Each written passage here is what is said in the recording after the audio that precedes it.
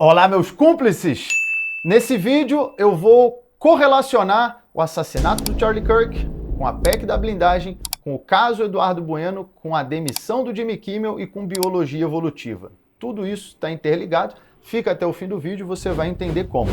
Começando pela morte do Charlie Kirk, que foi mais um abalo que afastou ainda mais as placas tectônicas que tem de um lado conservadores e do outro liberais, que já estão tão afastados a ponto de ter uma fauna e uma flora características e específicas de cada um desses territórios. E, bom, como eu disse a respeito da minha condenação, é triste ver que a nossa sociedade virou uma espécie de coliseu romano, onde cada grupo vibra quando um suposto adversário, muitas vezes nem é atirado aos leões. Enquanto isso, os imperadores assistem invioláveis e intocáveis dos seus camarotes. Nós tivemos um exemplo na prática disso que eu falei, nesse momento, onde foi votada a PEC da blindagem, que já foi aprovada na Câmara e agora vai partir para o Senado. O que essa PEC da blindagem quer dizer? Que os próprios políticos agora só poderão ser investigados caso eles mesmos concordem com isso, baseado numa votação entre eles. Votação essa secreta. Ou seja, você não pode nem saber quem votou a favor ou contra uma investigação de alguém que pode ter cometido um crime. Não apenas isso, mas ela também dá foro privilegiado para presidentes de partido, mesmo que eles não sejam um parlamentar, um deputado ou um senador. Olha, é lamentável. E o que esse foro privilegiado traz? A pessoa não pode ser julgada na justiça comum, em primeira instância. Diga-se de passagem, a justiça que me condenou a mais de 8 anos de cadeia e uma multa de cerca de 2 milhões de reais por causa de piadas num palco. A pessoa com esse foro, ela tem que ser julgada no Supremo, que muitas vezes sobrecarregado com muitos processos, não consegue dar conta de tudo e muitos acabam prescrevendo. Eu fui investigar dados de pessoas com foro privilegiado que foram condenadas e não tem dados recentes agora, mas eu encontrei no portal da Câmara dos Deputados o seguinte, que de 1998 a 2006 nós tivemos cerca de 130 processos contra autoridades com foro privilegiado no STF. Desses 130, sabe quantos chegaram ao final do processo? 6. Isso não dá nem a cerca de 5% dos processos chegando até o final, sendo que desses 6, nenhum foi condenado. Ou seja, esse foro privilegiado era basicamente uma blindagem. Tudo isso acontecendo agora é puro suco de Brasil. A população se matando e os políticos se defendendo. Qual que é a justificativa para essa PEC da blindagem? É evitar uma possível perseguição política e a intervenção do Supremo nos parlamentares. É uma disputa entre o poder legislativo e o poder judiciário. Mesmo com essa justificativa, num país como o Brasil, onde a gente está acostumado a ver tanta impunidade, acaba soando como mais um passo em direção à defesa da corrupção e à blindagem dos políticos, né? E isso aí acaba indo numa contramão de outros países, porque eu fui investigar se haviam outros países onde políticos têm essa espécie de blindagem tão forte como no Brasil. De fato, havia na Itália, até 1993, algo semelhante a essa PEC da blindagem sendo aprovada aqui. Isso foi abolido de 93 em diante, pois ficou conhecido como o período da impunidade. E aqui no Brasil, a gente está indo a passos largos para essa direção. O Brasil acaba ficando distante de uma tendência de outros países, que é você diminuir as regalias, você restringir os privilégios e aumentar a responsabilidade. A gente está indo na contramão disso, ficando quase tão distante quanto, como eu falei no começo, entre os conservadores e os liberais. Na biologia evolutiva, o Darwin diz que o isolamento geográfico leva ao surgimento de novas espécies. E quando populações ficam separadas, elas acumulam diferenças genéticas, chegando ao ponto de se tornarem totalmente incompatíveis. E é isso que vem acontecendo hoje, a ponto de uma pessoa não reconhecer nada no outro, no próximo, mesmo ambos sendo seres humanos. Isso nos leva a situações onde, quando morre um ser humano, morreu Charlie Kirk, o Polo Norte vibra, morreu Marielle Franco, o Polo Sul vibra. No fundo, a pessoa não está rindo, comemorando ou fazendo piada da morte em específica do ser humano, pelo menos em alguns casos. Muitas das vezes, isso é um gesto simbólico. Ele está mais comemorando a queda de um símbolo do grupo adversário. Quando a União Soviética e os Estados Unidos estavam envolvidos na Guerra do Vietnã, a maior preocupação não era o Vietnã, não era a liberdade do Vietnã. O Vietnã foi o campo de batalha físico para uma disputa simbólica entre a ideologia comunista soviética e a ideologia capitalista norte-americana. Uma disputa que já se estende por muito tempo. E recentemente, nessa briga entre conservadores e liberais, nós tivemos 2 episódios nesse campo de batalha. Um deles, o assassinato do Charlie Kirk. Empresas demitiram pessoas que comemoraram a morte dele, seja simbolicamente ou de forma real, né, realmente ficando felizes com isso, porque acharam errado esse tipo de atitude.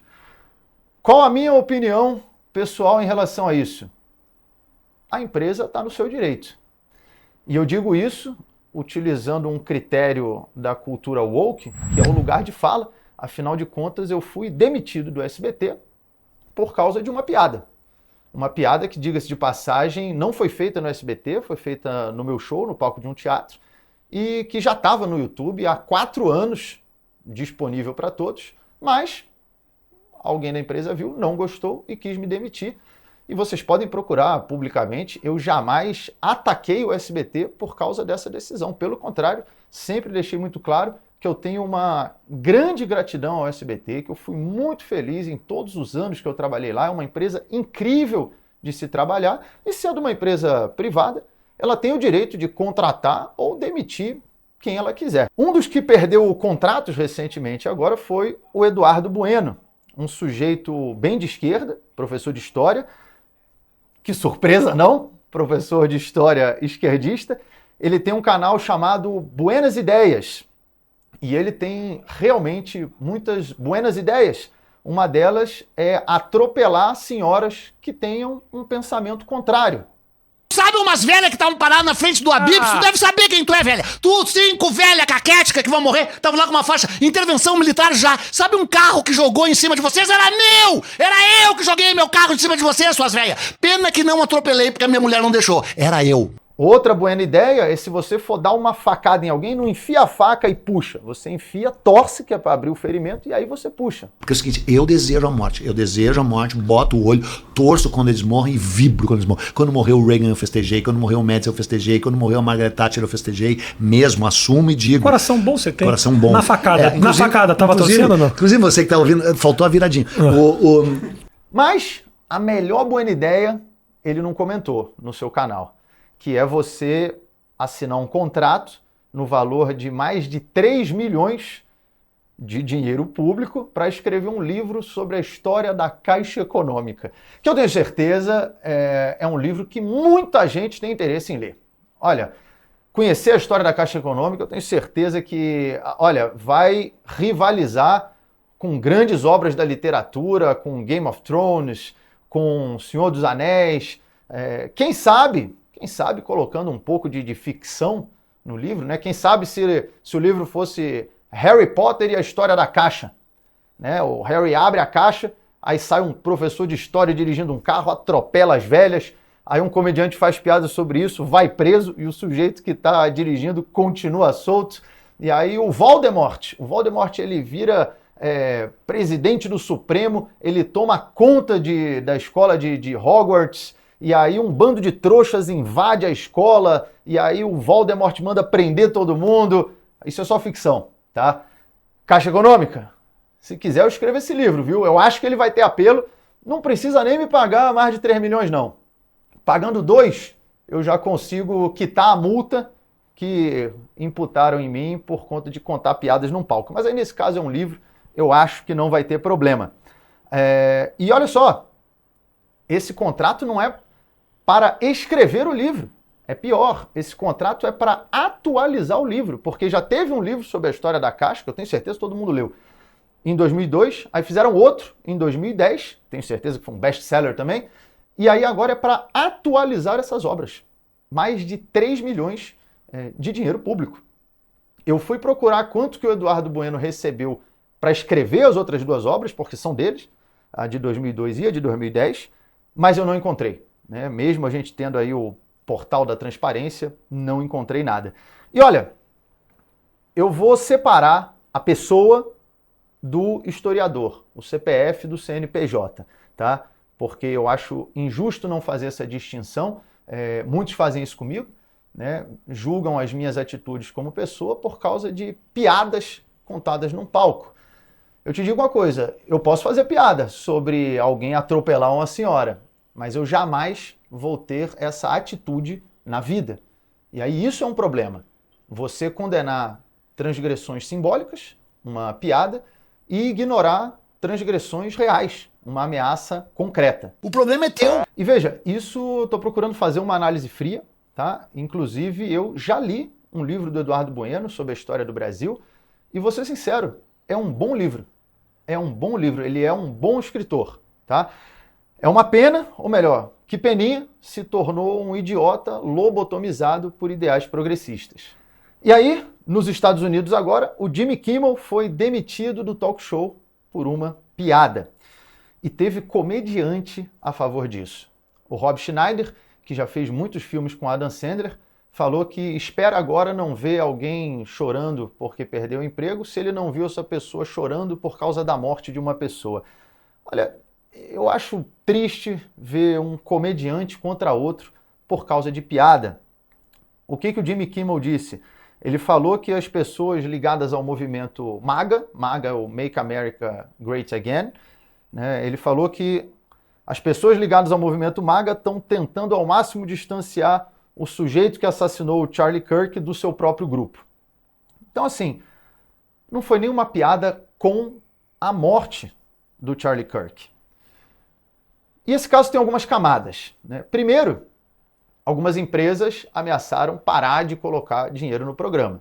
E aí, quando isso acontece, muitas das vezes a pessoa acaba perdendo o emprego, né? É uma pressão que vem financeiramente, já aconteceram diversos casos assim aqui no Brasil. Eu fui procurar se o Trump estava diretamente envolvido. Óbvio que não teria uma matéria falando que o Trump assinou um decreto ou determinou que ele fosse demitido. Óbvio, nunca é tão claro dessa forma. Mas Donald Trump elogiou a demissão e disse que as TVs deveriam perder a licença caso fizessem transmissões negativas. O Brendan Carr, que é presidente do FCC, o Federal Communications Commission, que é um órgão regulador de comunicação dos Estados Unidos, ele fez comentários sugerindo que poderia haver consequências regulatórias para a rede, para a ABC e para a Disney, caso elas não agissem. E aí eu sou completamente contra isso. Isso, ao meu ver, é uma censura estatal travestida com o manto da moralidade. Não dá para concordar com esse tipo de atitude. E aí parte da mídia ficou escandalizada com esse abuso de autoridade. Particularmente, como eu falei, acho errado, não concordo com esse tipo de atitude, mas a mesma Disney, não muito tempo atrás, demitiu uma comediante, a Roseanne Barr, porque aí nesse caso ela fez piadas com símbolos sagrados da pauta identitária progressista. E não teve a mesma repercussão, mesmo sendo uma mulher. Aliás, outra mulher, a Gina Carano, foi demitida por falar que não acredita na vacina. E também não teve a mesma repercussão. E olha, como eu digo, se você escolhe qual censura é válida, você está contra a liberdade de expressão. Não podemos dizer que quando você concorda com a opinião, ela é expressão, e quando você discorda, é discurso de ódio. Isso é incoerente. Ah, mas a pessoa falar que é contra a vacina, isso prejudica os outros, isso não é opinião, isso é discurso de ódio, estão demitindo ela em nome do bem. Olha, as maiores atrocidades que foram cometidas na humanidade até hoje sempre foi em nome do bem. Você acha que alguém vai fazer uma atitude grotesca, uma censura em nome do mal? Pelo amor de Deus. O pior é você ver gente que está a favor dessa atitude do Trump, tá certo, tem que demitir mesmo, mas, por exemplo, achou errado a minha condenação. Ou que é contra os abusos do Donald Trump, mas foi a favor da minha condenação. Olha, teve comediante do Porta dos Fundos, um grupo grande de destaque no Brasil, que chegou a me associar ao nazismo por causa de piadas. Esse integrante foi questionado num programa no qual estavam me defendendo. Isso foi em Portugal, aliás, todos em Portugal publicamente ficaram a meu favor. Inclusive, recentemente, o Ricardo Araújo Pereira teve no programa do Pedro Bial, que também ficou a meu favor. Olha só, Pedro Bial da Rede Globo me defendendo e comediante ficando contra. Brasil. E aí perguntaram a esse comediante, mas você não acha que se esse poder, né, mudar de mão, podem querer fazer o mesmo com você, em nome de uma moralidade? E foi o que acabou de acontecer nos Estados Unidos, né? Aqui no Brasil, esse poder está num outro polo. Vamos fazer uma comparação, por exemplo, do Porta dos Fundos com o grupo inglês Monty Python. Por que eu vou comparar esses dois? Porque ambos os grupos de comédia fizeram filmes satirizando dogmas cristãos, né? O cristianismo. Um deles na Inglaterra da década de 70 e o outro no Brasil. O primeiro filme acho que foi em 2019. O filme do Monty Python teve problemas para arrumar patrocínio, as empresas não queriam se associar a eles, com medo de retaliação. O filme foi criticado pela imprensa, censurado na Irlanda, na Noruega e restringido por 39 conselhos locais no Reino Unido. E o Porta dos Fundos? Ah, mas eles foram criticados, teve até um ataque à sede deles, que, diga-se de passagem, um absurdo. E quando teve esse ataque à sede do Porta dos Fundos, me posicionei a favor do Porta dos Fundos. Eu acho que o filme tinha que ficar lá mesmo. Se você não gosta, não assiste, cancela a assinatura. Sempre me posicionei a favor deles. Vamos fazer análise. Porta dos Fundos. Tiveram dificuldade em conseguir patrocínio? Não. Inclusive, vários integrantes do Porta dos Fundos figuram em diversas campanhas publicitárias. O filme foi proibido? Não. Na verdade, ele foi veiculado no maior streaming do mundo, a Netflix. E o que aconteceu depois? Fizeram mais 3 filmes satirizando dogmas cristãos. Tiveram protestos, claro. Né? Teve um abaixo-assinado com mais de 1 milhão de assinaturas pedindo a remoção do filme, do catálogo da Netflix. E aí, olha, protesto, boicote, tudo isso é parte de uma sociedade democrática. Mas o STF, em votação unânime, garantiu a permanência do filme no ar. Em um dos votos, o ministro Gilmar Mendes disse: deve ser assegurado à sociedade brasileira, na medida do possível, o livre debate sobre todas as temáticas, o chamado mercado livre de ideias. E eu, nesse caso, concordo com o ministro Gilmar Mendes. E aí qual que é a diferença que a gente enxerga claramente aqui? Ambos satirizaram a religião, mas em contextos históricos e políticos distintos, né? A Vida de Brian, que foi o filme do Monty Python, pegou uma Inglaterra no final dos anos 70, marcada por fortes traços conservadores e por uma censura religiosa muito ativa. Diga-se de passagem, o filme acabou sendo feito graças à verba de uma produtora do George Harrison. George Harrison, que era um dos Beatles e uma pessoa cristã, católico. Uma das músicas mais conhecidas dele é My Sweet Lord. E ele fez isso por acreditar na liberdade artística. Um gesto digno de ser admirado.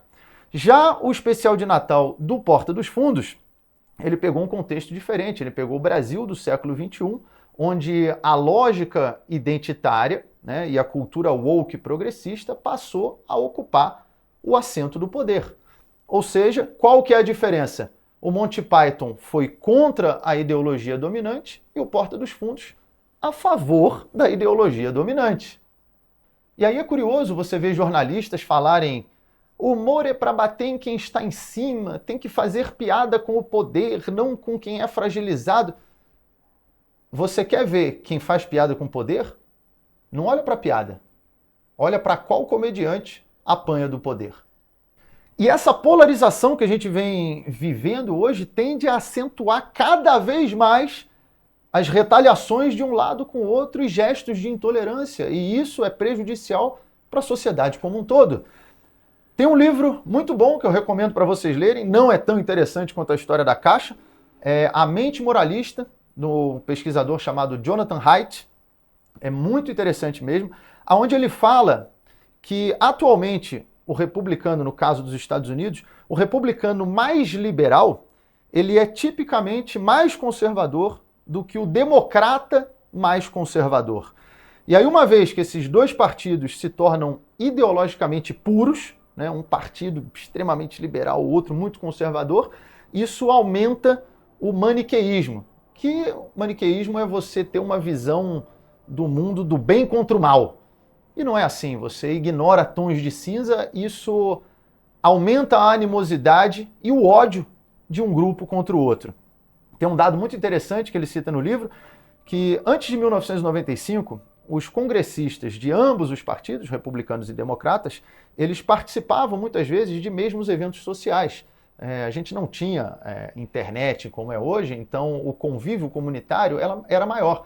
Isso acabava levando que o filho de um democrata, tivesse no clube jogando bola com o filho de um republicano, que a esposa de um democrata fosse amiga da esposa de um republicano. Então as pessoas acabavam trocando um pouco mais e tendo menos ódio em relação ao outro. Porém, hoje não acontece mais isso. A maioria dos congressistas, no caso, vai para Washington segunda à noite, se reúne com os colegas e depois, na quinta-feira, voa de volta para sua casa. Então a amizade entre os partidos está desaparecendo. E aí o maniqueísmo e a política de terra arrasada só vem aumentando. E esse problema não se limita aos políticos. A tecnologia e a mudança dos padrões residenciais permitiram que cada um de nós se isolasse cada vez mais em casulos de indivíduos com a mesma opinião. Olha um dado muito interessante. Em 1976, 27% dos norte-americanos viviam em áreas, chamadas de landslide country. O que é isso? São condados que votam majoritariamente ou em republicanos ou em democratas. 27% em 76. Em 2008, esse número saltou para 48%. Hoje, em 2025, provavelmente é ainda maior. Ou seja, a sociedade está se tornando cada vez mais segregada. Em enclaves de estilos de vida, onde votar, comer, trabalhar estão cada vez mais alinhados. E dessa forma a gente tem uma tolerância cada vez menor ao outro. E aí ele tem um trecho muito interessante onde ele fala que a moralidade ela agrega, mas cega. E isso não é algo que acontece apenas com as pessoas do outro lado, acontece com todos. Todos nós somos sugados para comunidades morais tribais. Nós nos agrupamos em torno de valores sagrados e, em seguida, compartilhamos argumentos sobre o porquê nós estamos tão certos e eles estão tão errados. Eu já falei isso em um dos meus espetáculos. Hoje em dia, ninguém quer ouvir o próximo, quer, no máximo, convencê-lo da sua própria verdade. A gente sempre acha que o outro lado é cego à verdade, à razão, à ciência e ao senso comum, mas, na verdade, todos ficam cegos ao falar dos seus objetos sagrados. Isso mostra que o problema vai além da política, ele é humano. Nós nos agrupamos em torno de valores sagrados e passamos a enxergar o próximo como inimigo. Isso é natural, mas natureza não é destino. Marco Aurélio dizia que sobre o homem os astros se inclinam, mas não determinam. Cabe a nós decidir se vamos conseguir superar esse instinto tribal e ter uma boa convivência, para dessa forma ter uma sociedade mais saudável, ou se vamos virar um coliseu vibrando quando um de nós é atirado aos leões. Aproveitando, acompanha aí minha agenda de shows, vou deixar os próximos shows aqui anotado para vocês, vão ter 2 apresentações no Rio de Janeiro, que são as únicas apresentações.